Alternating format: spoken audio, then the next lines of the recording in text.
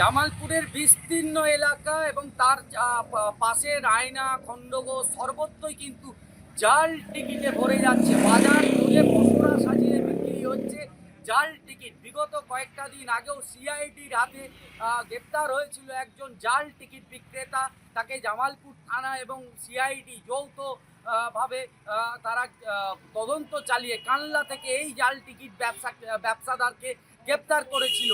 Queen এবং তার সাথে সাথে কাঞ্চনজঙ্ঘা নামক যে টিকিট, এই জাল টিকিটগুলি কিন্তু বিক্রি হচ্ছে বাজারে। রমরমিয়ে কিন্তু চলছে এই বাজারে বিক্রি এই কুইন এবং তার সাথে সাথে কাঞ্চনজঙ্ঘা নামক লটারি।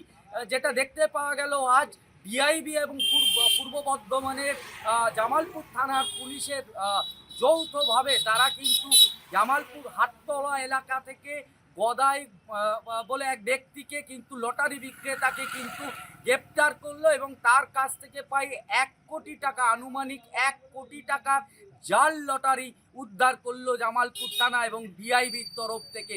এবং কলকাতা টিভির ক্যামেরায় ধরাও পড়লো সেই ছবি, যখন টিকিট মেলাচ্ছিলেন এই ডিআইবি অফিসাররা, পুলিশ আধিকারিকরা যখন বসে সেই যে লটারির টিকিট মেলাচ্ছিল, সেখানেই দেখতে পাওয়া যাচ্ছিল বিপুল পরিমাণে জাল লটারির টিকিট, সেগুলো কিন্তু তার কাছ থেকে পাওয়া গেছে।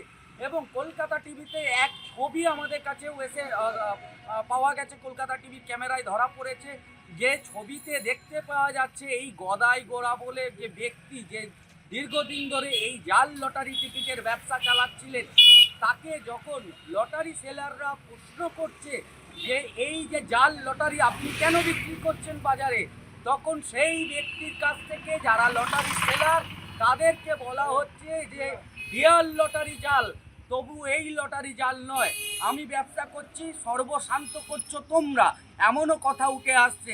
তবে একদম যেটা দেখতে পাওয়া যাচ্ছে এবং পরিষ্কার ছবি, যে শহর জুড়ে জেলার বিভিন্ন গ্রাম অঞ্চলে জামালপুর, রায়না, খণ্ডঘোষ, মাধবদিঘি রাস্তা দিয়ে গেলে দেখতে পাওয়া যাবে পসরা সাজিয়ে বিক্রি করছে লটারির টিকিট লটারি বিক্রেতারা। তবে কোন টিকিট জাল এবং কোন টিকিট জাল নয় সেটা কিন্তু সাধারণ মানুষের পক্ষে বোঝা একদমই সম্ভব নয়। কাঞ্চনজঙ্ঘা এবং কুইন এই দুটি লটারির টিকিট প্রশাসনের তরফ থেকে বলা হচ্ছে সম্পূর্ণ জাল, এবং এই দুই টিকিট কিন্তু পূর্ব বর্ধমানের জামালপুর থেকে গদাই গোড়া এক ফল বিক্রেতা, যে ফলের দোকান থেকে এইভাবেই কিন্তু অবৈধ টিকিট বিক্রি করছিল, ইতিমধ্যেই তাকে কিন্তু গ্রেপ্তার করা হয়েছে এবং তার থেকে কিন্তু আনুমানিক প্রায় এক কোটি টাকার কিন্তু লটারির টিকিট কিন্তু উদ্ধার করা হয়েছে। আর সেই লটারির ছবি মেলানো যখন প্রশাসনের আধিকারিকরা মেলাচ্ছিলেন, সেই ছবি কিন্তু কলকাতা টিভির ক্যামেরায় ধরা পড়েছে। গভর্নমেন্টকে ফাঁকি দিয়ে রয়্যালটি, জিএসটি ফাঁকি দিয়ে আনলিগ্যাল টিকিট বিক্রি করছিল। এবং আমরা ডিয়ার লটারির সাব স্টকিস, আমরা এমনি মার্কেটিং ভিজিট করে ওদিকে অনেকবার করে বারণ করেছিলাম, কথা না শোনায় আমরা প্রশাসনের দ্বারস্থ হয়েছি।